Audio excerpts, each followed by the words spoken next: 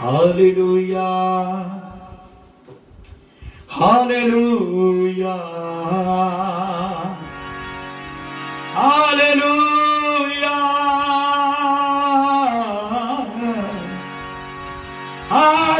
Hallelujah ओ रमंदारा लबो शातरबो रिखला बताला लगालबो रिमा शातरबो रिखला बताला लगालबो नमा नमा hallelujah hallelujah hallelujah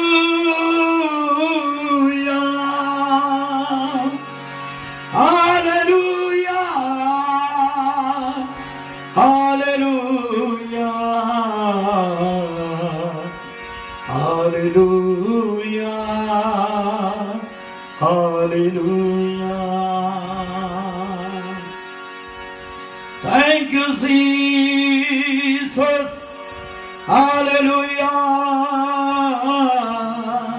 अपनी आंखें बंद करके जितने भी हमें लाइव देख रहे हैं अपने मुंह को खोलकर थोड़े समय प्रभु की स्तुति करें मेरे साथ मिलकर। अपने मुंह को खोलकर होठों को खोलकर प्रभु की तारीफ करें, प्रभु की स्तुति करें, स्तुति करें, स्तुति करें, स्तुति करें, प्रभु की स्तुति करें। हालेलुया ओ हालेलुया हालेलुया हालेलुया रिबतारा गालबो तलाला गालबो मंदरलबो ओ शातरबो रिखलबो तलाला गालबो नमा शातरबो रिखलबो तलाला गालबो नमा शातरबो। चलिए अपने मुख को खोलिए, खोलिए सबको। जितने भी रिवर ऑफ फेथ मिनिस्ट्री के सदस्य जो हैं, जो हमारे साथ इस समय जुड़े हुए हैं, अब सब अपने घरों में अपने मुंह को खोल करके प्रभु की स्तुति करें, प्रभु की स्तुति करें, प्रभु की स्तुति करें, स्तुति करें। सुंदर समय के लिए परमेश्वर की महिमा करें, महिमा करें, महिमा करें। अपने घरों में हो अपने हाथों को उठा करके तालियों के साथ जैसे भी प्रभु का आत्मा आपको गाइड कर रहा है, अपनी आंखों को बंद करते हुए प्रभु की स्तुति करें, स्तुति करें, स्तुति करें। वो स्तुति के योग्य है, वो महिमा के योग्य है, वो महिमा के योग्य है, वो महिमा के योग्य है। उसका नाम सब नामों से उत्तम है, उसका नाम सब नामों से आदर के योग्य है, उसका नाम वो सारी हुकूमतों पर राज्य करता है। वो नाम जो सब नामों से ऊंचा है, वो नाम जो सब नामों से मीठा है, वो नाम जो सब नामों से सुंदर है। उस नाम की स्तुति करें, उस नाम की महिमा करें, उस नाम की स्तुति करें, उस नाम की महिमा करें। हालेलुया हालेलुया ओ हालेलुया हालेलुया हालेलुया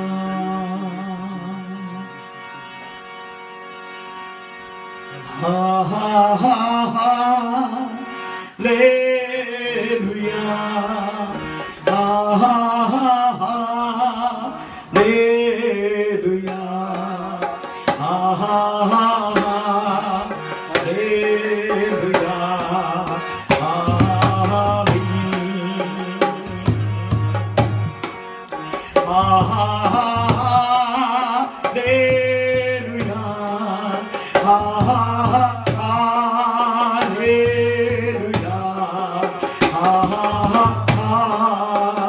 हालेलुया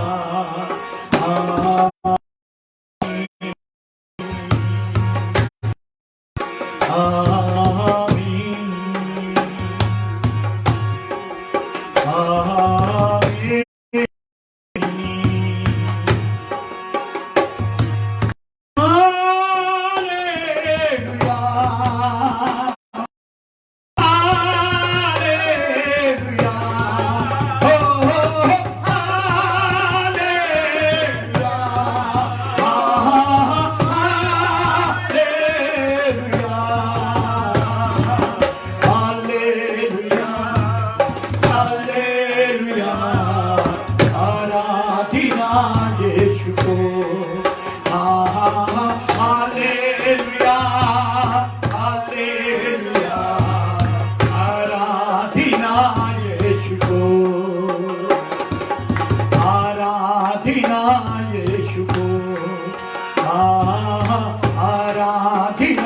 यीशु को। तेरे हाथों की रचना हम हैं ओ पिता, गिरने कभी न देना। हाथों की रचना हम हैं ओ पिता, गिरने कभी न देना। तेरी बाहों में हमेशा रखना, पृथ्वी पे कभी न छोड़ना। तेरी बाहों में संभाल रखना, धरती पे कभी न छोड़ना। हालेलुया, बोलिए हालेलुया। आइए अभी हालेलुया,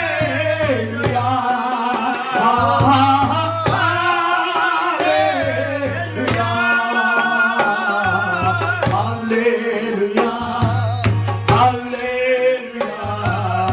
आराधना यीशु को। Hallelujah, hallelujah. आराधना यीशु को। आराधना यीशु को। आराधना यीशु को।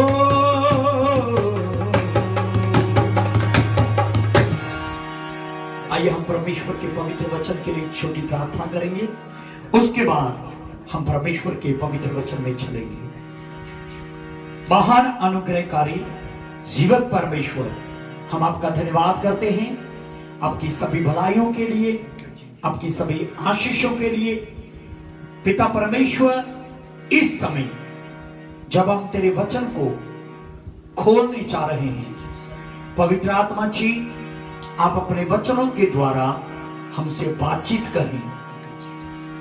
पिता परमेश्वर, तेरा रूह हमसे बातें करने पाए, तेरा अभिषेक हमारे मध्य में उतरने पाए, तेरा रूह आजादी के साथ हमारी जिंदगियों में काम करे, आजादी के साथ हमारे जीवनों में कार्य करे।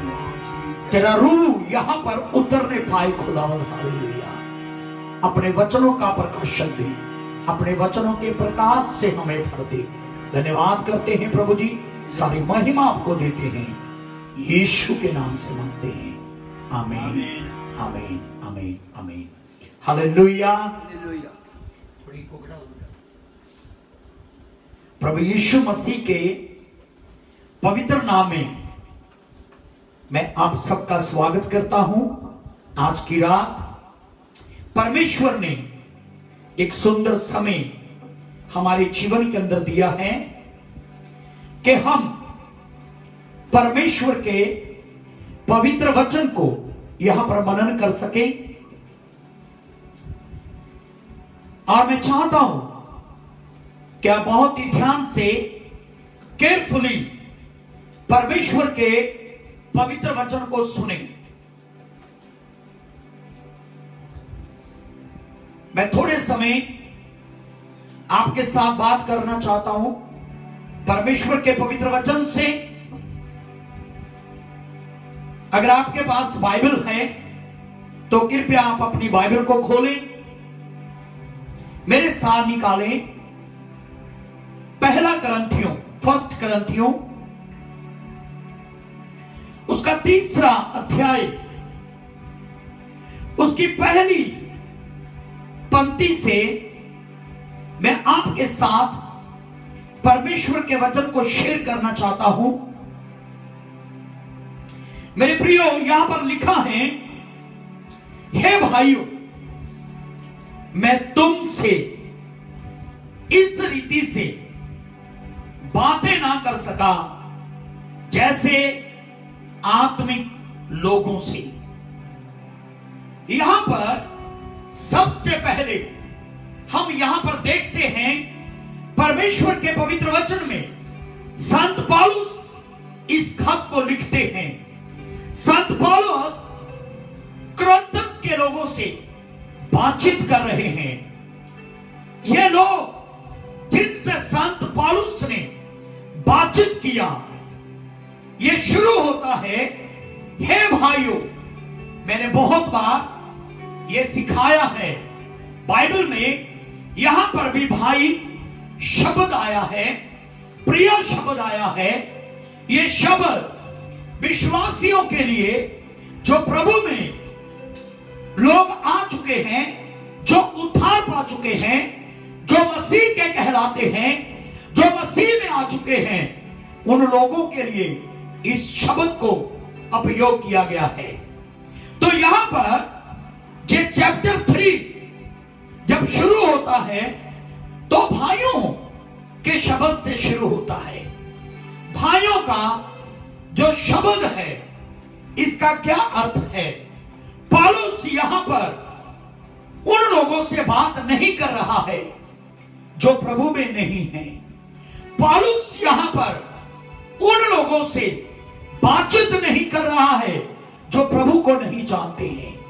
पौलुस यहां पर उन लोगों से बातचीत कर रहा है जो प्रभु में आ चुके हैं, जो प्रभु में आ चुके हैं, जो मसीह हैं, जो अपने आप को मसीह में समझते हैं, मसीह में जानते हैं, जो लोग ये दावा करते हैं कि मैं अब एक नई सृष्टि बन चुका हूं, जो लोग दावा करते हैं कि मैं एक नई सृष्टि के अंदर आ चुका हूं, जो लोग दावा करते हैं कि यीशु मेरे जीवन में है, जो लोग दावा करते हैं कि यीशु मसीह को मैंने अपने जीवन में ग्रहण कर लिया है। मेरे ख्याल से आपको यह बात समझ में आ गई है। पौलुस यहां पर मसीहों से बात कर रहा है।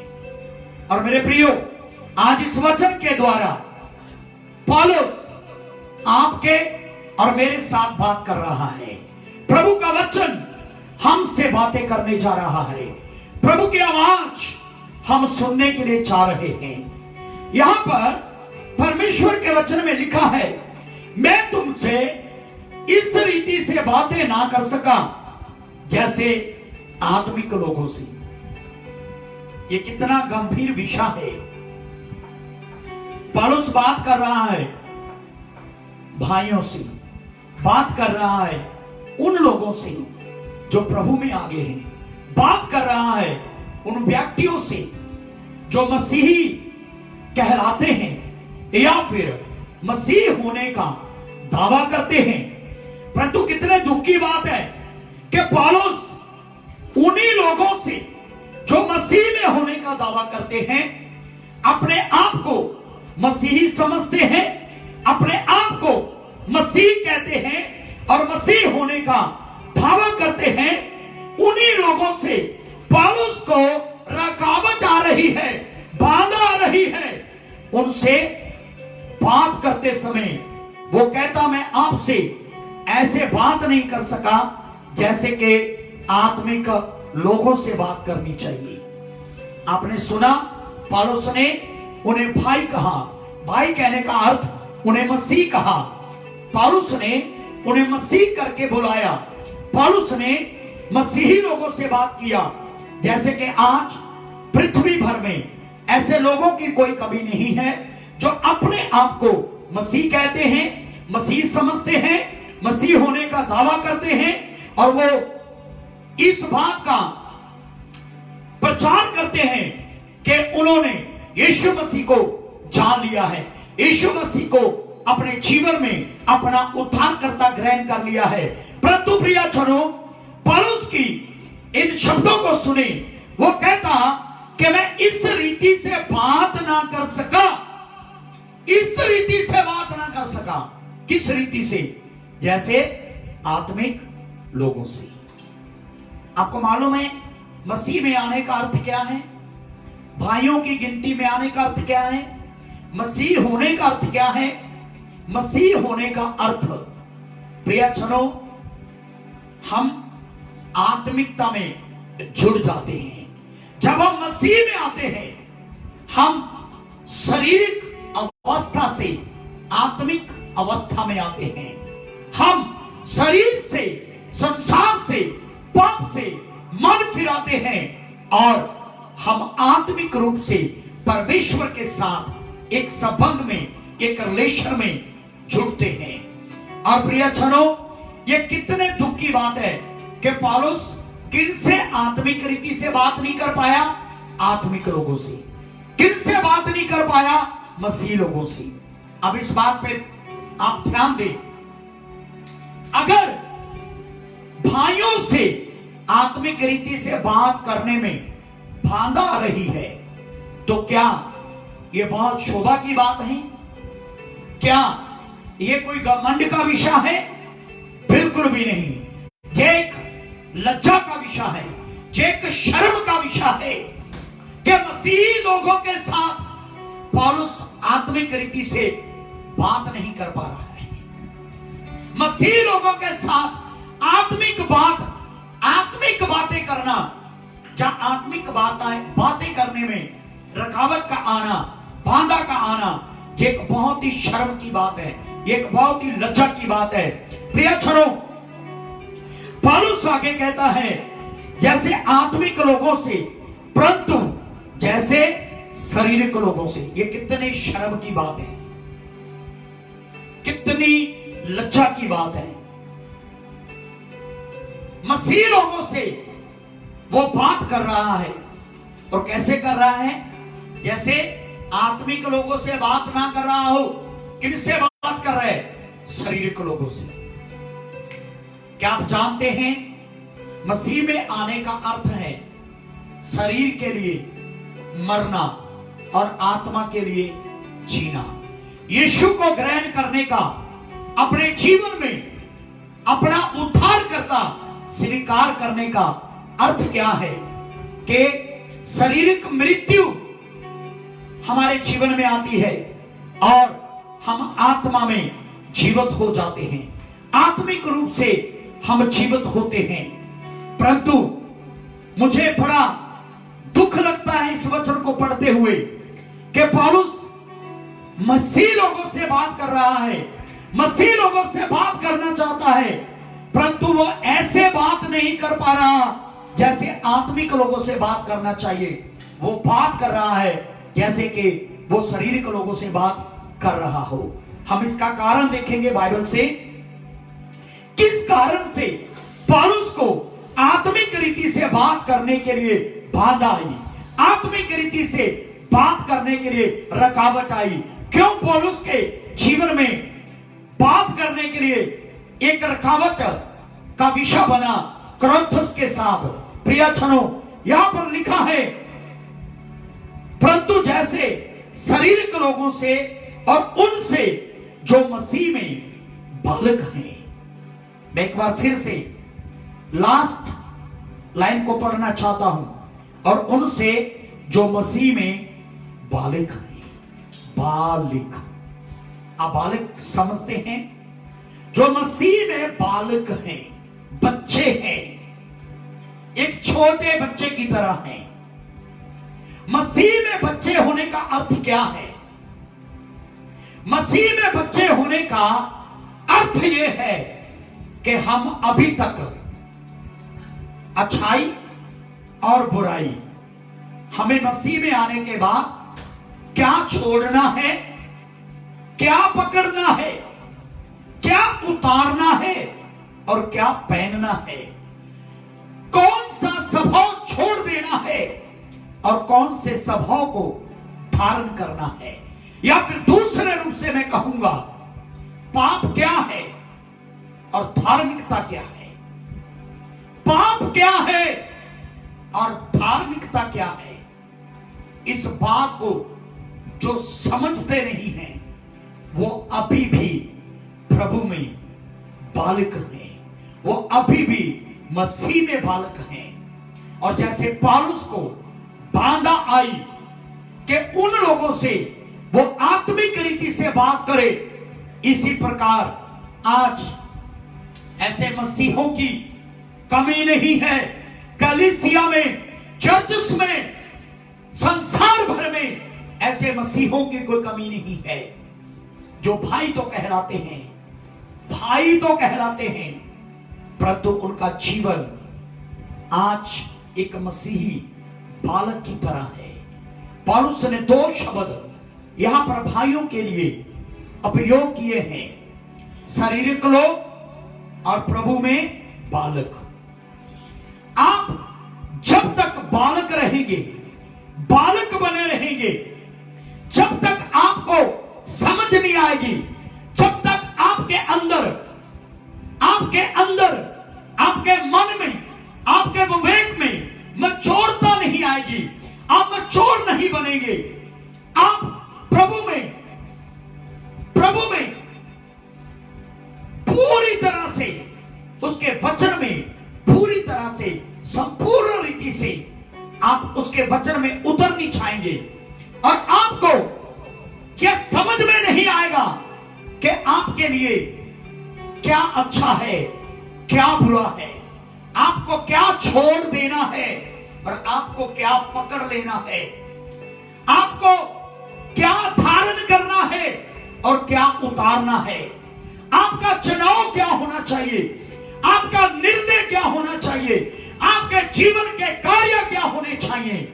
जब तक आपको इन चीजों की समझ नहीं आती है प्रियजनों, उस समय तक आप शारीरिक रहेंगे। मसीह में आने के बाद भी, मसीह होने के बाद भी, भाई कहलाने के बाद भी आप बालक रहेंगे और आप शारीरिक रहेंगे और आप शारीरिक ही रहेंगे। मेरे प्रियो, यहां पर परमेश्वर के वचन में आगे लिखा गया है, उनसे जो मसीह में बालक हैं, मैंने तुम्हें दूध पिलाया, अन्न ना खिलाया। अगर आपने अपनी बाइबल को खोला है, दूसरी पंक्ति को पढ़े मेरे साथ, खोलिए अपनी बाइबल को। मैंने तुम्हें दूध पिलाया, अन्न ना खिलाया, क्योंकि तुम उसको नहीं खा सकते थे। आपने सुना यहां पे क्या लिखा है?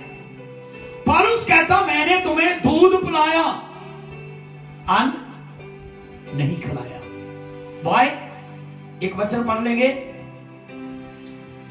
इब्रानियों की पत्री उसका 5 अध्याय उसके 13 वचन को, क्योंकि दूध पीने वाले बच्चे को तो धर्म के वचन की पहचान नहीं होती। एक बार फिर से मैं आपके साथ ठहरा कर पढ़ना चाहता हूं, क्योंकि दूध पीने वाले बच्चे को, दूध पीने वाले बच्चे को तो धर्म के वचन की पहचान नहीं होती। अब सुन लीजिए ध्यान से, दूध पीने वाले बच्चे को क्या लिखा है? धर्म के वचन की पहचान नहीं होती। वाय लिखा? क्योंकि वह बालिक है। क्यों उसे धर्म के वचनों की पहचान नहीं है? बाइबल कहती है क्योंकि वो एक बालिक है, वो एक बच्चा है, मसीह में आ तो गया है, 10 साल से, 5 साल से, 7 साल से, 15 वर्ष से, 20 वर्ष से, हो सकता 25 वर्ष से, हो सकता 50 वर्षीय मसीह हैं। अगर आज तक आपको यह पता नहीं चला आपको क्या करना है, क्या नहीं करना है, क्या उतार देना है, क्या पहनना है, क्या चुनना है, क्या नहीं चुनना है, आपका स्वभाव कैसा होना है, कैसा नहीं होना है, आपका चरित्र कैसा होना है और कैसा नहीं होना है, चाहे आप 7 वर्ष से मसीह में हैं, 10 वर्ष से मसीह में हैं, 20 वर्ष से मसीह में हैं, प्रियजनों, यह मायना नहीं रखता है। अगर आप वचनों के, धर्म के वचन से इंसान हैं, आप आज भी दूध पीने वाले बच्चे हैं, आज भी दूध पीने वाले बच्चे हैं। आपको मालूम है आज के दौर में, आज के टाइम में कलीसियाएं दूध पीना ज्यादा पसंद करती हैं, उस चर्च में ज्यादा घुसती हैं, यहां पर केवल दूध पिलाया जाता है।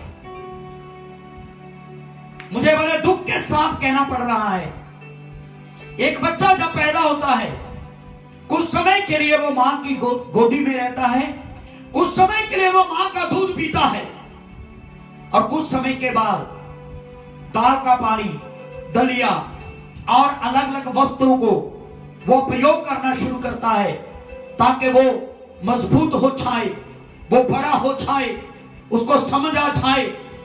और प्रिय छनों, अगर कोई 6 साल का बच्चा, 5 साल का बच्चा, 8 साल का बच्चा दूध पीता हुआ, मां का दूध पीता हुआ, नहीं तो एक बोतल से, एक शीशी से दूध पीता हुआ नजर आए, उस बच्चे पर सब हंसते हैं, सभी हंसते हैं।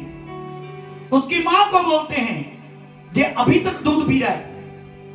उसकी आयु को पूछते हैं, इसकी आयु कितनी है, ये कितने साल का हो गया है। और जब उसे बताया जाता है ये 5 साल का हो गया है, परंतु अभी भी दूध पीता है, अभी भी वो बोतल से दूध पीता है, उस बच्चे पर लोग हंसते हैं, उस बच्चे का मजाक उड़ाते हैं, क्योंकि वो आयु में बड़ा हो चुका है, परंतु अभी भी वो दूध पीने वाला बच्चा बना हुआ है।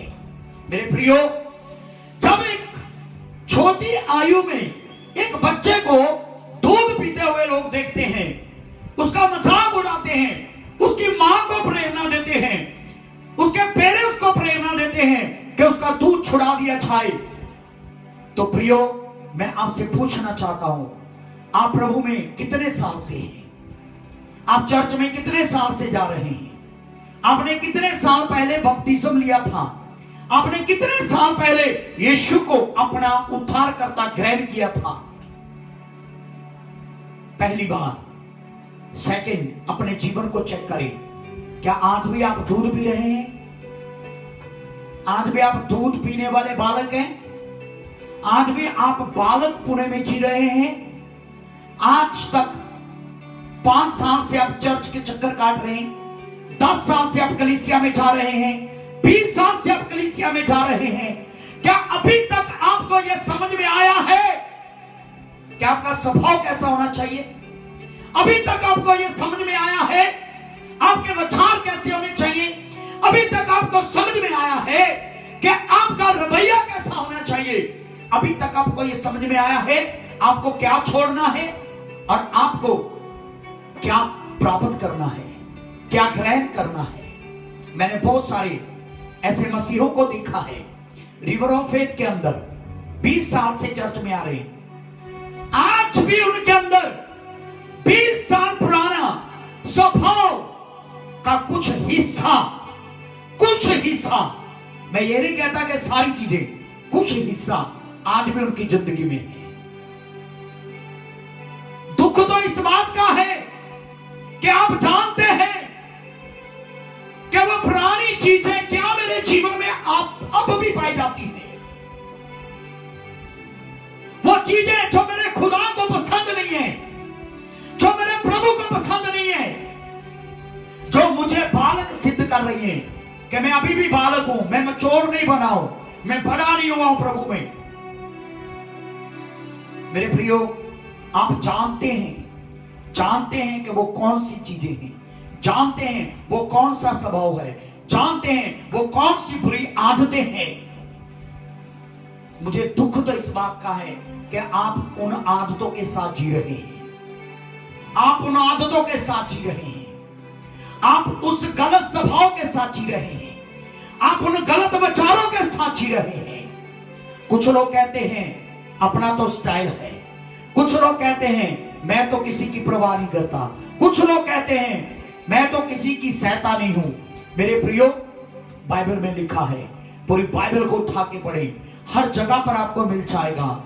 एक बार नहीं, न जाने कितनी बार बाइबल में लिखा है, परमेश्वर ऐसे ही लोगों को पसंद करता है जो उसके सामने दीन बनते हैं, जो उसके सामने हमल रहते हैं। परमेश्वर की करुणा उनके ऊपर बनी रहती है, परमेश्वर उनकी हर एक आवश्यकता को पूरा करता है, परमेश्वर उन्हें ब्लेस करता है, परमेश्वर उन्हें आशीष देता है। परंतु बाइबल में यह भी लिखा है कि परमेश्वर अभिमानियों को दूर से पहचान लेता है और अभिमानियों का सामना करता है। आप 15 साल से प्रभु में हैं, फिर भी आपसे मैं वैसे बात नहीं कर सकता जैसे आत्मिक लोगों से बात करना चाहिए भाई, क्योंकि आज भी आप बालक हैं, आज भी बालक पुणे में आप जी रहे हैं। आप कहेंगे मैं तो पॉल मैं 3 घंटे प्रे करता हूं, मैंने पूरी बाइबल रीड की है, मुझे 10 हुक्म याद है, मुझे 12 चेलों के नाम याद हैं, मुझे यूसुफ की स्टोरी याद है, मैं अस्तर को जानता हूं, मैं रूत को जानता हूं, मैं जानता हूं यीशु मसीह के विषय में सब कुछ। मेरे प्रियो, ये जानना आपके लिए काफी नहीं है यदि आप आज भी एक बालक का जीवन जी रहे हैं, एक बालक का जीवन जी रहे हैं और आप दूध पी रहे हैं। आप अपने आप को सवाल करें, एक 4 साल 5 साल 6 साल के बच्चे को आप दूध पीते हुए देखें, उस बच्चे को आप उसका मजाक उड़ाएंगे, उसकी मां और पिता मां को प्रेरणा देंगे, पेरेंट्स को प्रेरणा देंगे कि ये इतना बड़ा हो गया है, इसका दूध छोड़ा दो। मैं आपसे पूछना चाहता हूं, आपने छोड़ दिया? आपने छोड़ दिया? शर्म आनी चाहिए हमें अपने आप पर, लज्जा आनी चाहिए हमें अपने आप पर। यह शर्मिंदगी का विषय है कि 15 साल से 10 साल से 20 साल से 40 साल से हम मसीह हैं, आज भी दूध पी रहे हैं, आज भी बालक हैं, पता ही नहीं है क्या करना है क्या नहीं करना है। मेरे प्रियो, यहां पर हिब्रू के अंदर वो कहता है, क्योंकि दूध पीने वाले बच्चे को तो धर्म के वचन की पहचान नहीं होती, आपको वचन की पहचान नहीं हुई है, धर्म के वचन की। अगर आपको धर्म के वचन की पहचान हो जाती, जो आप बहाने बनाते ना, ये तो मेरा स्वभाव है, दूसरों को कहते ना हम तो किसी की सहते नहीं हैं, मैं तो किसी की सुनता नहीं हूं। आपको क्या लगता है जी आपके अंदर बहुत सुंदर गुण है कि तुम किसी की सहते नहीं हो? बहुत अच्छा गुण है। आपको क्या लगता है ये बहुत बड़ा टैलेंट है आपके अंदर? नहीं, ये टैलेंट नहीं है। आपको बुरा लगेगा अगर मैंने सच्चाई को बोला, पर मैं बोलूंगा। आपको पता है आपके इस स्वभाव के पीछे आपकी ईगो छुपी हुई है, आपके इस स्वभाव के पीछे आपकी ईगो घूम रही है, आपके इस स्वभाव के पीछे आपके जीवन का घमंड नजर आ रहा है।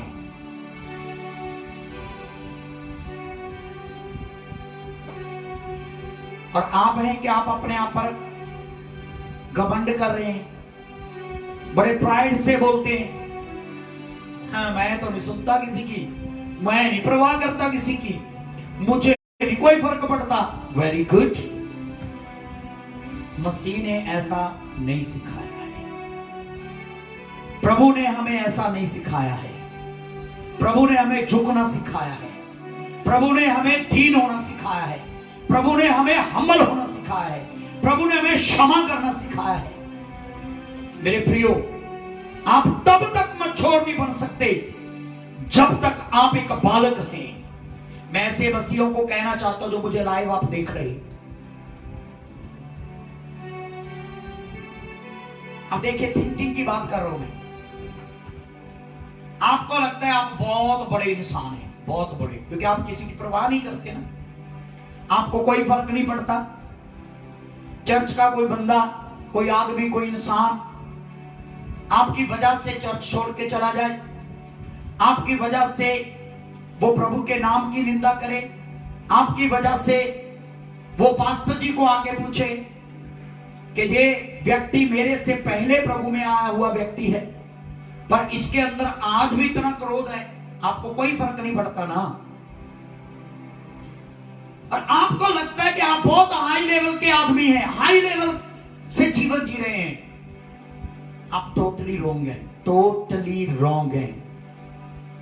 आपका जीवन आपकी नजर में हाई लेवल है, पर है आपका जीवन आपके लिए हाई स्टेटस पर है। प्रभु के सामने आपका कोई स्टेटस नहीं है, पवित्र आत्मा के सामने आपका कोई स्टेटस नहीं है, प्रभु यीशु मसीह के सामने आपकी कोई वैल्यू नहीं है। आप जिस स्वभाव पर घमंड कर रहे हैं, वो घमंड जब तक टूटेगा नहीं, उस समय तक मेरा परमेश्वर आपको फरेगा नहीं, उस समय तक मेरा परमेश्वर आपको पसंद नहीं करेगा। जब तक आप अपने घमंड को नहीं तोड़ेंगे। मुझे छाद आ रहा है प्रियजनों, यीशु मसीह ने कहा था, दो इंसान मंदिर में, हैकल में प्रार्थना करने के लिए गए। आप अच्छे से जानते हैं कि फरीसी ने कैसा प्रार्थना किया। उसने कोई झूठ नहीं बोला था, सारी बातें सत्य की बातें बोली थी। मैं फास्टिंग करता हूं, दशमांश देता हूं, जिस सब के अंदर सच्चाई था वो ऐसा करता था। प्रॉब्लम क्या है? उसके अंदर ईगो है, उसके अंदर घमंड है। किस बात का घमंड? मैं मसूलिये के जैसा नहीं हूं। आपको मालूम है, आप एक घमंड का जीवन जी रहे हैं। जब आप अपनी तुलना में दूसरों को तुच्छ जानते हैं, अपनी तुलना में दूसरों को नीचा दिखाते हैं, अपनी तुलना में दूसरों को कहते तू कौन है, अपनी तुलना में कहते ये होता कौन है, अपनी तुलना में चर्च के लोग ही चर्च के लोगों को कह देते साइड में हो, चर्च के लोग ही एक दूसरे को बोल देते हैं तेरे बिना मेरा कोई काम रुकने वाला नहीं है, मैं तुझे कुछ नहीं समझता, तू होता कौन है, तू होती कौन है। बालक हैं आप, शारीरिक हैं आप शारीरिक रीति से जी रहे हैं, शारीरिक रीति से जी रहे हैं। चौंकिए मत, चौंकिए मत ये सुनकर। मैं प्रूफ करूंगा बाइबल से आपको आज।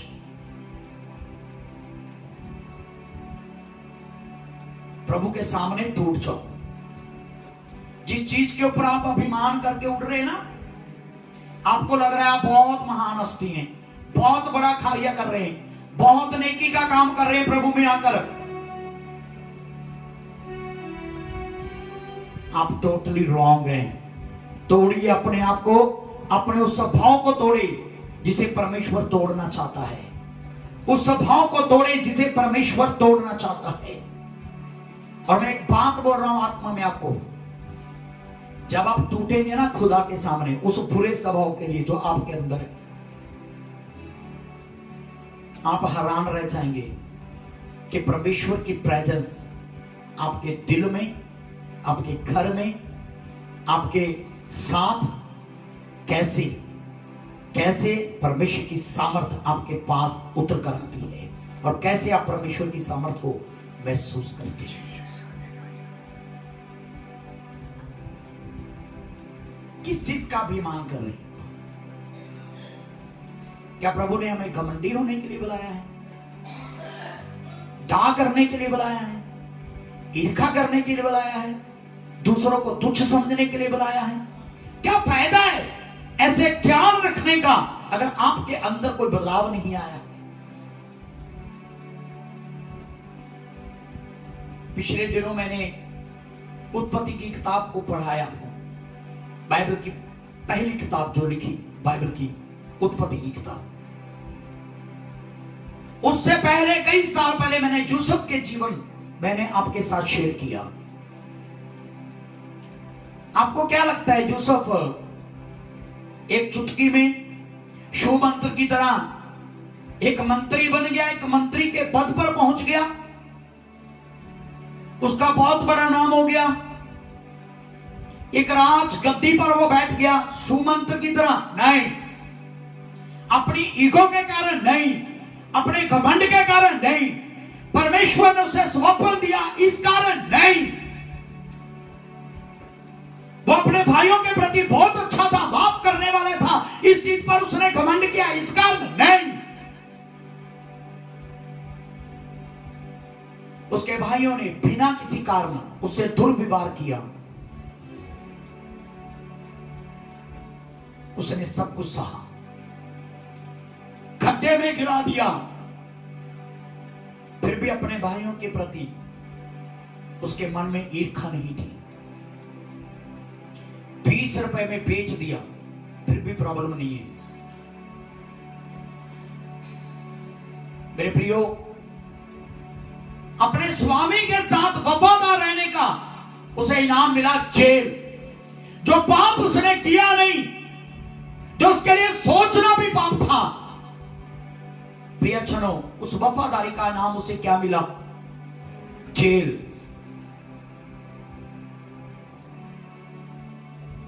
पर उसकी लाइफ के अंदर आप कभी नहीं पढ़ेंगे कि उसने अपने भाइयों को कोसा, उसने अपने भाइयों पर गुस्सा किया, उसने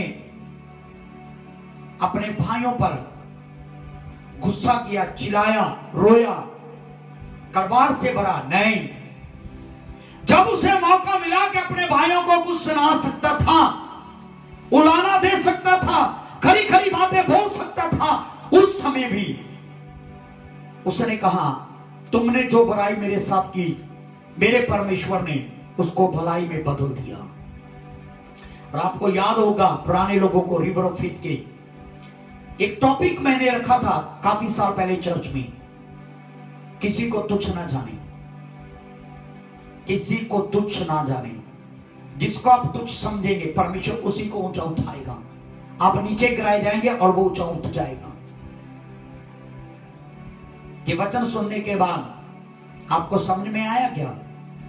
अगर नहीं आया, चेक कर लो, आप बालक हैं, चेक कर लो, आप शारीरिक हैं। अभी इसी टाइम अपने आप को चेक करें, आज भी आप शारीरिक हैं और आप शारीरिक रीति से जी रहे हैं। और फिर बाइबल कहती है, उसे धर्म के वचन की पहचान नहीं होती क्योंकि वह बालिक है। और हम वापस आएंगे ग्रंथियों के अंदर। पौलुस बालकों के तरह उनसे बात कर रहे हैं, शारीरिक लोगों की तरह उनसे बात कर रहे हैं। उन्हें दूध पिलाया, अन्न नहीं खिलाया। दूध पिलाया, अन्न नहीं खिलाया, क्योंकि तुम उसको खा नहीं सकते थे। क्या लिखा यहां पर? क्योंकि तुम उसको खा नहीं सकते थे। मैंने एक शब्द बोला था, आज कलीसियाएं, लोग जो हैं, कैसी कलीसिया में जाना पसंद करते हैं? यहां दूध पिलाया जाता है, अन्न उनको पसंद नहीं है, अन्न उनको पसंद नहीं है। कितने लोग रिवर ऑफ फेथ को छोड़ के भाग गए क्योंकि अन्न पसंद नहीं है, दूध चाहिए, दूध चाहिए। दूध पीने वाला धर्म के वचनों से अनजान है, वो सही गलत में अंतर पैदा नहीं कर सकता, उस अंतर को समझ नहीं सकता। और परमेश्वर के वचन में लिखा है, क्योंकि अब तक शरीर को, अब ध्यान से सुन लेना, मैं समाप्ति की ओर बढ़ रहा हूं, क्योंकि अब तक शरीर को हो, अब तक शरीर को। मैं आगे बढ़ने से पहले रुक रहा हूं, आपको टाइम दे रहा हूं, देख लो, देख लो। प्रार्थना तो आप करते हैं, बाइबल तो आप पढ़ते हैं, चर्च तो हर रविवार आते थे, अब भी हर रविवार ऑनलाइन सब सुनते हैं। क्या आज भी आप शारीरिक हैं? ये शारीरिक का अर्थ क्या है? वो शारीरिक स्वभाव, शरीर के काम, गलतियों 5 के अंदर लिखे गए ना, उन कामों में से कोई भी काम आज भी आपके जीवन में है? बैर, छुपा हुआ बैर,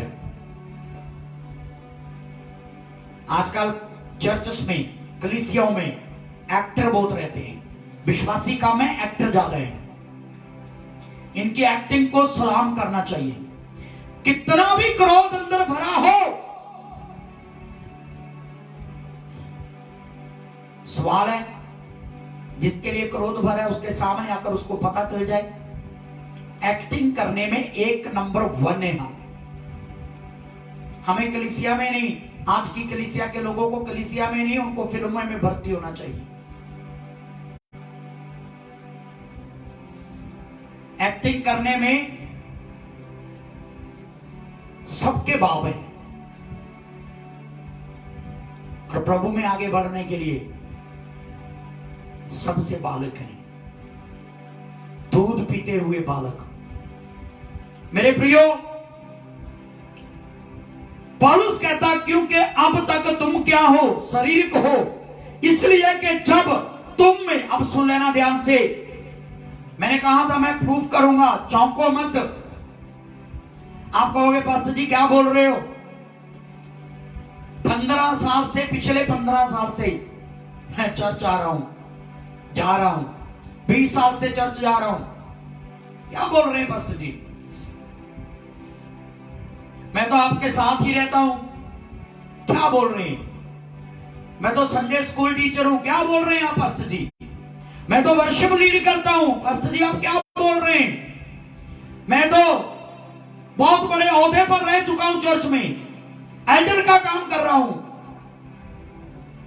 मैं सेवकाई में पूरा कर रहा हूं, पास्टर जी आप क्या बोल रहे हैं, ध्यान से सुन लेना।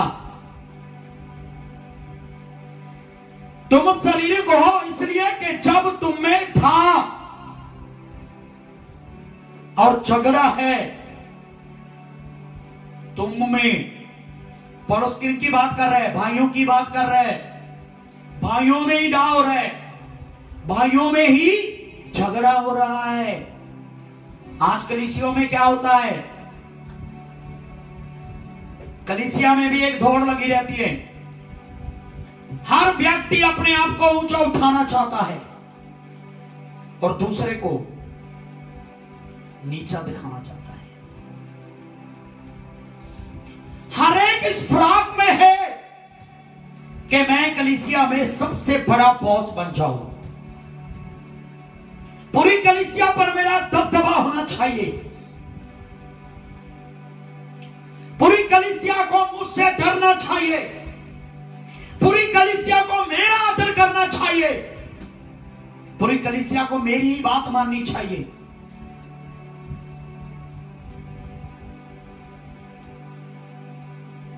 किसी की सहन नहीं करते हैं, किसी को बर्दाश्त नहीं करते हैं, एक छोटा सा शब्द कोई बोल दे उसे पहाड़ बना देते हैं।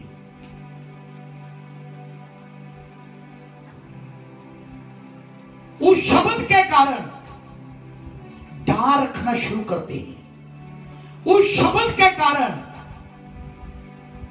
ईर्ष्या रखना शुरू करते हैं।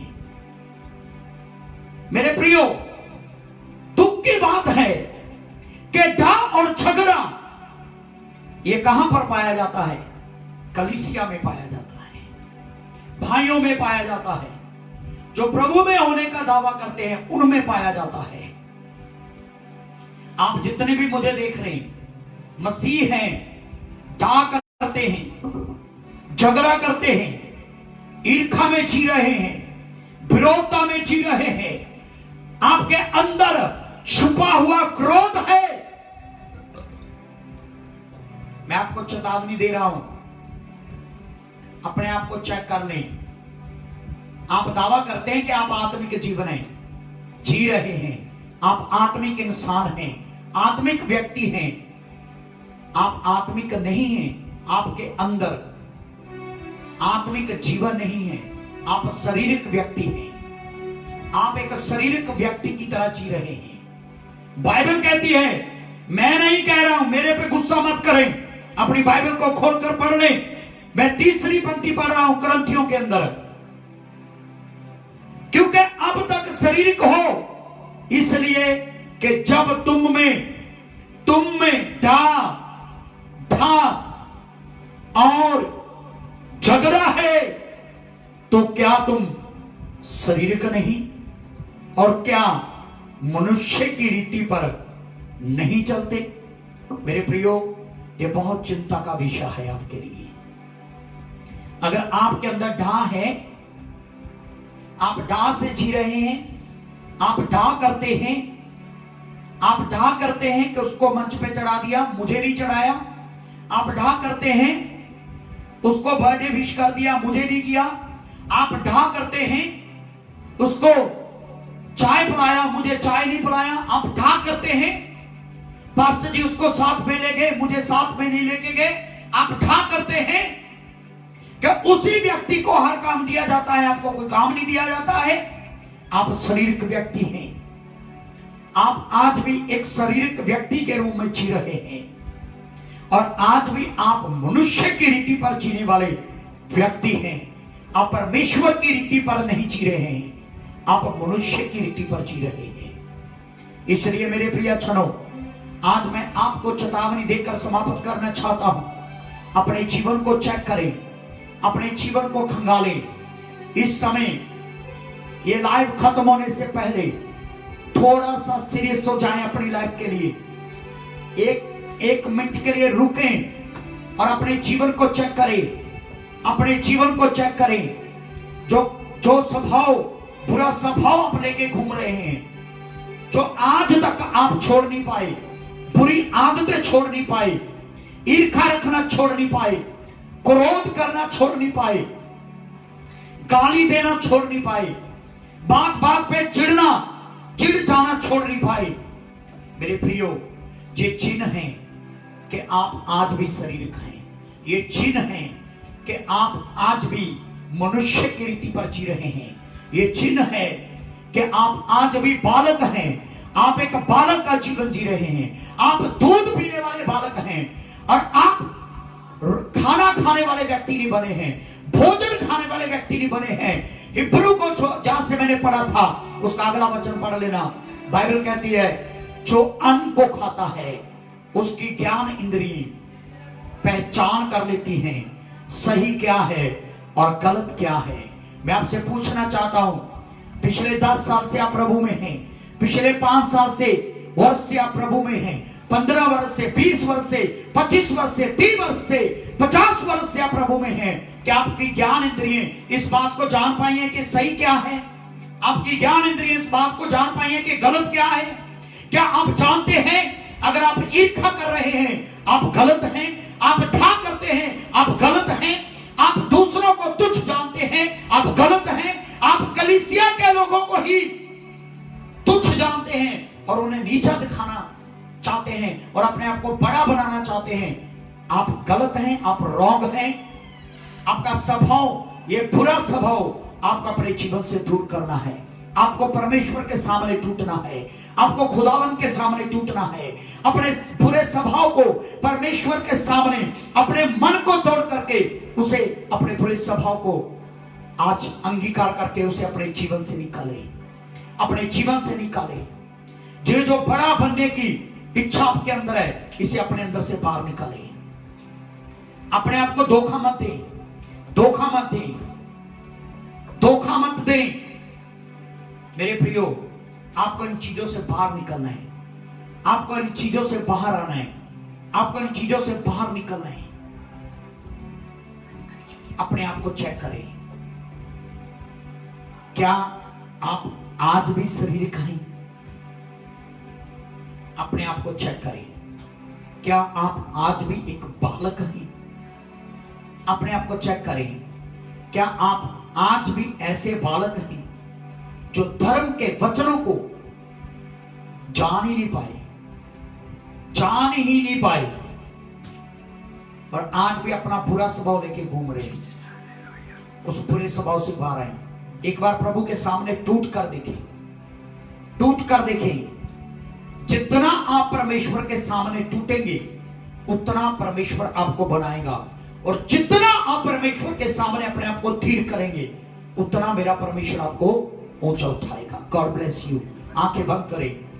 अगर परमेश्वर के वचन ने आपके मन को तोड़ा है और आप अपनी गलतियों को अंगीकार करना चाहते हैं, अपने जिद्दी स्वभाव को आप प्रभु के सामने रखना चाहते हैं और उस स्वभाव से बाहर निकलना चाहते हैं, अपनी क्रोध की आत्मा से आप आजाद होना चाहते हैं, उससे मुक्त होना चाहते हैं, तो आंखें बंद करके प्रभु के सामने प्रार्थना करें, प्रार्थना करें। शैतान आपको रोकेगा, दुष्ट आपके कान में फुसलाएगा, शैतान आपके कान में फुसला कर कह रहा होगा तू तो ठीक है, शैतान आपको फुसला रहा होगा कहकर सब कुछ ठीक है, शैतान आपको बेवकूफ बना रहा होगा कि आपके अंदर कोई ऐसी बात ही नहीं है। पर मैं आपको कहना चाहता हूं, रीचेक करें, रीचेक करें, रीचेक करें, रीचेक करें प्रियो। आंखें बंद कर ले अपनी और रीचेक करें अपने आप को। मैं आपको टाइम दे रहा हूं, टाइम दे रहा हूं। अगर प्रभु का वचन आपको समझ में आया है, कोई जबरदस्ती नहीं है। अगर आप अपने आप को सरेंडर करना चाहते हैं, अपने बुरे स्वभाव को छोड़ना चाहते हैं, वही प्रार्थना करें जो आज से उस स्वभाव से बाहर निकलेंगे। ऐसा नहीं कि अभी प्रार्थना किया, सुबह फिर अपनी हैकर में जी रहे हैं। अगर आप सच में प्रभु के सामने ठीक होना चाहते हैं तो आप प्रार्थना कर सकते हैं, आप प्रार्थना कर सकते हैं, आप प्रार्थना कर सकते हैं। प्यारे खुदावन जीवित परमेश्वर, राजाओं के राजा, प्रभुओं के प्रभु, उद्धारकर्ता परमेश्वर यीशु मसीह के नाम से मैं प्रार्थना करता हूं खुदावन, आज तेरे सुंदर वचनों से हमने आशीष को पाया है, तेरे वचनों ने हमारे जीवन में काम किया है। परमेश्वर पिता, जितने भी लोगों ने आज आपके पवित्र वचनों को सुना है, मैं उन लोगों के लिए प्रार्थना कर रहा हूं प्रभु यीशु मसीह के नाम से, वो सारे बुरे स्वभाव से आजाद हो जाए, हर एक नकम्मी बातों से आजाद हो जाए।